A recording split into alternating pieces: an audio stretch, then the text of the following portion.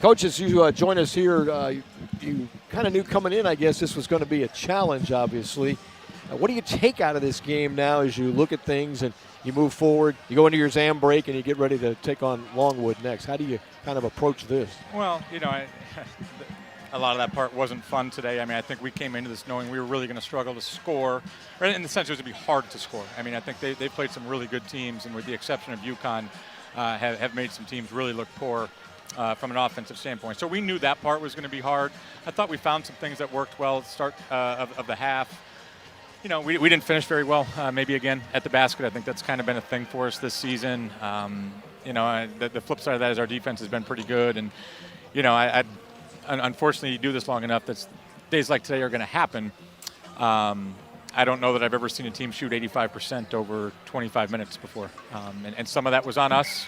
Some of that was on some things that we were doing and trying and grasping at straws there. But some of that's a 22% three-point shooting team that shoots about over 50% at some point today, and I think 66% in the first half. So I thought our transition defense was really poor. We tried some things, getting back into a zone, getting back into man.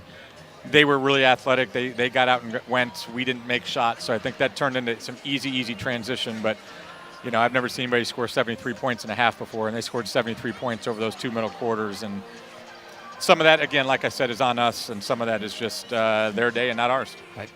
Well, and looking for kind of bright spots within the kind of Richmond lineup, Rachel Ahlstrom, a freshman, was your leading scorer. She had 11 points, and at times it looked like she was able to match their intensity and physicality and maybe kind of give some positive momentum to a game that otherwise was a struggle in so many ways. Yeah, she's I think kind of been waiting to break out a little bit, so it was good to see her get going. Unfortunately, obviously Maggie not being out there is not an ideal thing for us either. But at the same point, I thought all of our kids competed. I don't think it was one of those things where our kids were shell-shocked. I don't think it was one of those things. Obviously the athleticism and the size was really hard to go against today. I think some things that we do offensively, maybe some ways bothers them, but just some of the penetration that we're normally able to get, you kind of knew going into it that was going to be a little bit of a struggle. You're not getting a whole lot, as many shots as you're missing, you're still not getting a whole lot of second chances today. So I like I said earlier, man, I think the struggle offensively was hard. We knew that was going to be difficult. I said this before the game, maybe not as much to our kids. I thought there's the best defense that I've seen. And we've played against some really good teams, both here and at Bucknell over the years. This is the best defense that I've seen on film. And they're going to bother a lot of people and have bothered a lot of people. Thought we competed. It just it was a struggle for us today. All right, so now you go into the break. As you approach the break, obviously you can take solace going forward that you'll have good competition. You probably won't have to see anything like this for a while level-wise. So how do you approach the break? Is always a time where it's hard to get together. You come out of that break and you play a game, and how do you approach these next few here? Yeah, I mean, some of this is just, getting reassess some things, from a staff, just to kind of fix some things, take a look at our offense, take a look at our defense a little bit, which is going to happen regardless of what today was. I think, transition defense maybe needs to be readdressed again today.